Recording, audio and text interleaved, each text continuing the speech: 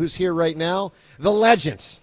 Always a wonderful day to talk to Mr. Merrill Reese. Merrill, good morning, sir. Hi, how are you? How are you, Merrill? I'm good. I was driving in, and, as always, I listen to you, and I'm listening to you talk about famous events, strange events that have happened. Right.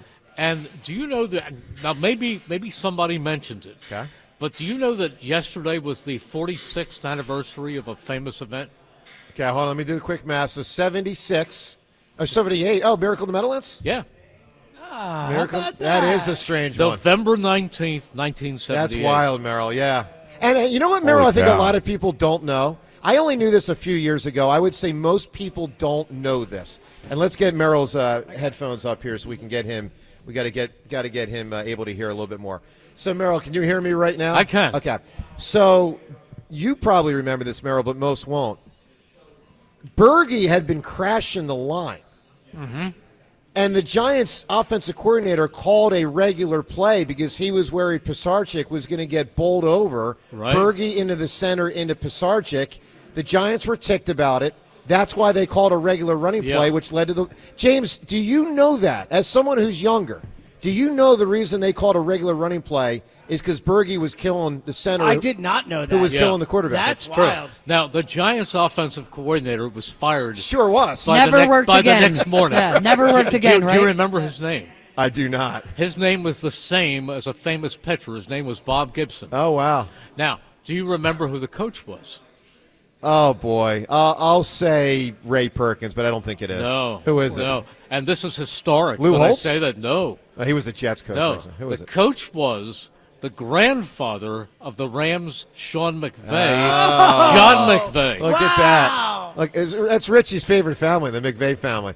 He thinks they're all brilliant. I do think Sean is a really good coach. He is. He is a Outstanding. good coach. All right, so, Merrill, let's start with this as we talk about this Eagles season. Can you put into perspective late November how different your mood is, good team versus bad team? Because we got a good team here. Like, the good season's got to just be a lot more fun for you, right? Well, all seasons are fun for me because I love doing it. Sure. I love sitting behind that mic and doing an NFL game on a Sunday, Monday, Thursday, or whatever. But a season like this is really special. And you see, now, I am one who subscribes to the fact that September is an extension of the preseason games. I really believe that. When they were 2-2, I was not upset. And you talked about the game in Tampa Bay, and that was the low point of the season. But don't forget, John, that game was played without A.J. Brown, Devontae Smith, and Lane Johnson. It's easy to forget that. You know, you're those absolutely are not right. the Eagles. You're right. You're taking away the three changes best everything. players on that roster. And so, to me, that didn't mean that this team was going nowhere. But they used that bye to correct things. They got guys more involved in different aspects of the game, and then they took off from there. And I don't care about the competition. You play the teams that are on your schedule, but you build confidence each week. Yeah. And this is a very confident team. Merrill, now. this defense has been eye-opening. What do you make of what they've been able to achieve and Vic Fangio's role in helping bring it together? Well, Vic is great. Vic is a great defensive coordinator with all the knowledge in the world, but it's more than scheme.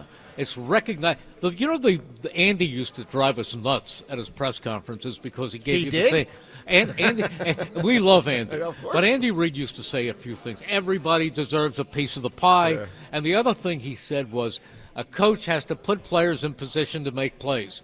But that's what Vic has done, determining that Zach Bourne was an inside linebacker. I mean, that was a stroke of genius, deciding that the Kobe Dean could really do the job again inside, that he was healthy. And and then the evaluation of Quinyon Mitchell and how about just coaching those guys up? Both those inside linebackers are playing better at inside linebacker than they ever have before. Zach Bond, in part because he didn't always play inside linebacker. He was never inside. Yeah, but they have both been coached up to do better. They look different. They look improved. Well, they're prepared. You're right. He does a great job of preparation. He doesn't make a big deal of things, but believe me, I saw him before the Cowboys game at the elevator, and I said, you ready? And he said, every game is different. Who is this, Nakobe? Vic. Oh, wow. Vic said, every game is different. Every game means something. You don't stick with the same things every week.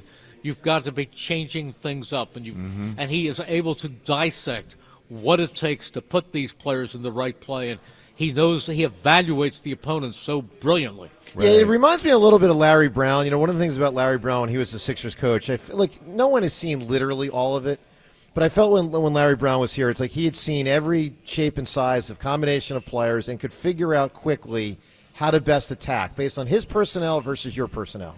And Vic Fangio gives me that impression. He's seen thousands, hundreds of thousands of permutations of football, and he can quickly assess what I need to do to give us the best advantage to beat you. Yeah. He seems to do it in real time at a very effective level. And I've been fortunate to be around some great defensive coordinators. Yeah.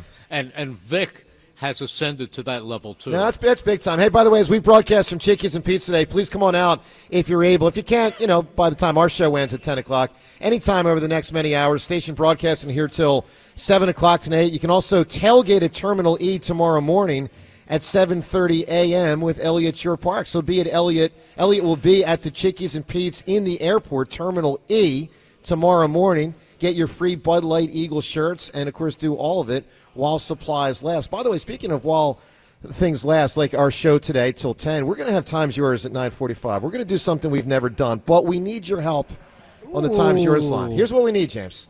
We have Merrill here. Ooh. We have a lot of people through the Delaware Valley through the years who have done a Merrill Reese impersonation. No. I think I would. You're going to start that again? Yeah. I would argue that everyone has one. I mean, the level of good or bad. You know the story about that. What's the story, Merrill? That Angelo one day on the morning sports page was in the studio, and he said, "Let's do a best Merrill Reese impression." And I was coming into the studio at the time. Yep. And I walked into the newsroom, and I picked up the phone, and I called the studio, and I said I was Bob from Drexel Hill. Wow. And I gave a regular play. I mean, I didn't do anything. I said, backs are in the eye, this and that. And I finished third. That's awesome. That is so good. All right, so here's that is a true story. No, that's that is beautiful. an amazing story. So Time's Yours today, and you got about 15 minutes or so to call in so that the audio can be grabbed back at the station by our combination of producers and then present it for our 9:45 segment. Here's the Time's Yours line: 215-238-4500. Make it a great Merrill impression. 215-238-4500. We'll see who comes up with the best impression by the end of the show. And also, bonus points if you call a specific play.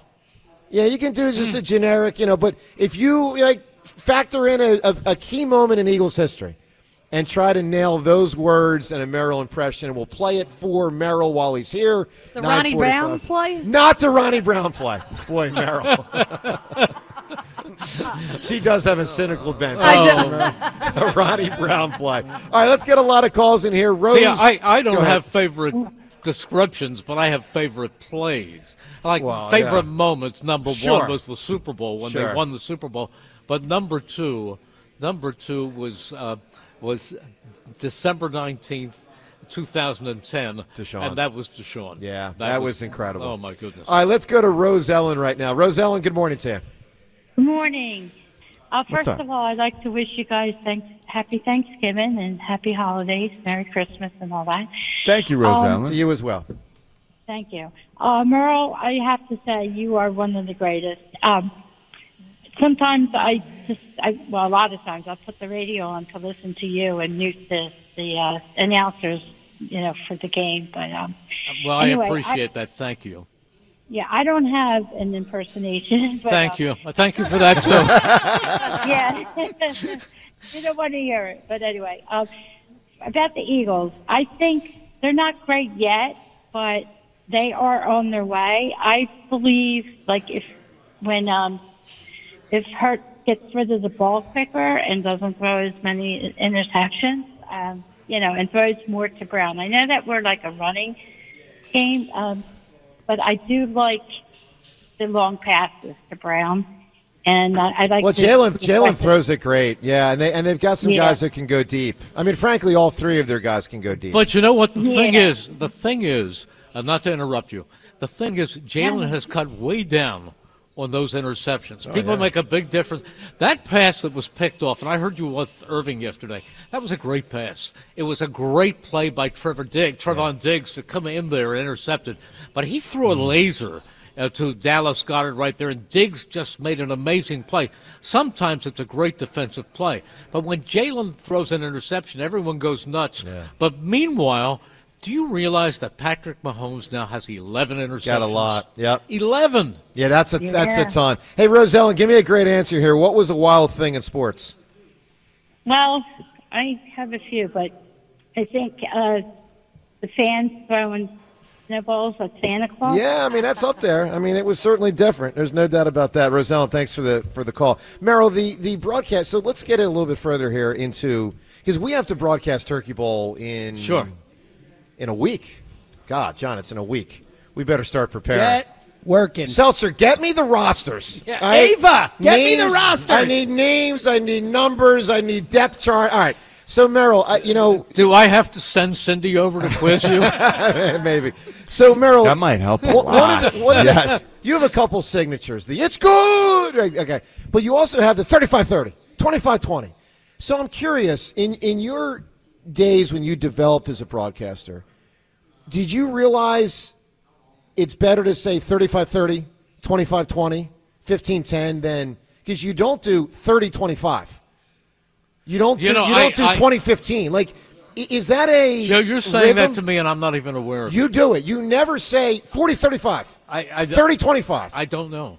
You say, right, James? The exact opposite. Yeah, he does. It's 35-30, 25-20. You never even thought of that? I've never thought of that. I'm not even aware that I do it. Yeah, that's what you do. Most of what I do, I'm not aware of what I do it. It's just me. I feel that way about the camera every day. There you go. All right, That's a great point, Joe. I know, because when I was thinking of doing an impression, I was thinking of doing that 35-30. That's what it is. Like, yeah, exactly. But the one thing you have to remember is you have to concentrate. We're doing a game one time in Buffalo.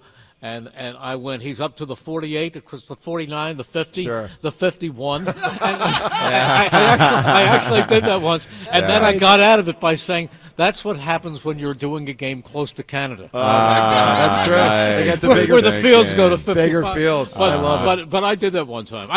Most of the stupid things you can do, I've done. That's classic. Let's go to Ken in Cinnaminson right now. Good morning, Ken. Good morning, friends. How are you today? Doing great, Ken. Merle, when I was a kid, you used to do my mom used to listen to WWDB in the morning, and you used to do the sports updates.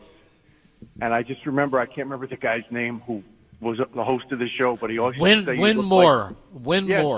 That's right. It was Winmore and Jack O'Reilly. He used to say you look like Tyrone Power. And I would be like, Mom, who's Tyrone Power? So, and Joe, it was Frank LeMaster. It wasn't Bill Burgess. Frank LeMaster had pushed the running back down on top of Joe Pisarcik when he basically laid down. Merrill, is that accurate? LeMaster? I don't remember. I thought it was Burgess. Are you certain, Ken? They hated Frank LeMaster. They hated him. Okay. It could have been both of them. Yeah, maybe it was. I had heard it was Burgess. But anyway, all right, go ahead, Ken. So, first of all, I mean, Eagles have, 7 games left. They are better than every team on their schedule. No, I think it's 6, isn't it? 6. I think it's 8 no, 2, 7. So They're 8-2. right? 7. I think they've got 10 games left. Nicely done. Well, I'm talking about regular season. I'm not. So they're better than every Right, you're team. right. I'm joking. Yeah, you have 7 games left. Yeah, 7. I'm just saying the playoffs. Yeah. They're Go ahead, better than Ken. every team left on their schedule. So, I mean, that I don't sounds know like a that pretty to be true. start. Baltimore's pretty good, man. The defense I isn't think if that you look great. at the rosters, the Eagles are better. I think- at least roster-wise, they're better than every I team. would be careful on that. I agree. I agree with his point. I think I it's do right, think the yeah. Eagles are better. I think the Eagles will be favored. You think those they'll be games. favored at Baltimore? In Baltimore. Ooh. No, they won't. Now, there is one good thing, because the Eagles are playing in L.A. Sunday night, so you'd think that's a disadvantage. Baltimore is playing in L.A. Monday night against the Chargers. Wow. The battle of the Harbors. Yeah, so that's actually pretty nice that it's not a huge disadvantage for the Eagles coming back to go to Baltimore, because Baltimore has to come back from the West Coast, too. On this Sirianni thing, real quick, John continues to talk about the organizations, right? And that it's an organizational structure, and Sirianni gets maybe too much credit. I'm just trying to think of any bad organizations in the NFL that win football games. I mean, we all think Kevin Stefanski. The Bengals have been a really bad organization for a long time and had a few. They went to the Super Bowl. Cowboys went 12-5 the last 3 years, and I don't think they're a good organization. Well, they're the exception. I mean, the Browns are the Browns. Kevin Stefanski's a for good the most coach. part, Robert you're right. Saleh, Yeah. Robert Saleh didn't even want to come here to be interviewed because he had to run up the turnpike to get hired by the Jets. How did that work out for him? So I think overall, part of being a good organization is hiring good coaches and hiring good personnel and hiring good staff. So it's just I don't think you should discount Sirianni's accomplishments as a head coach. All right, Ken, give me something. Give me something wild in sports.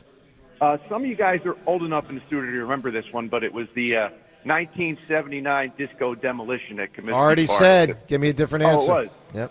Yep. Well, then I don't have one. All right, no problem. Ken, stay well, buddy. Always good hearing from you. Let's get to Nick right now. Nick, good morning. Hey, good morning, guys. How you guys doing? Doing well, Nick. Take you on speaker.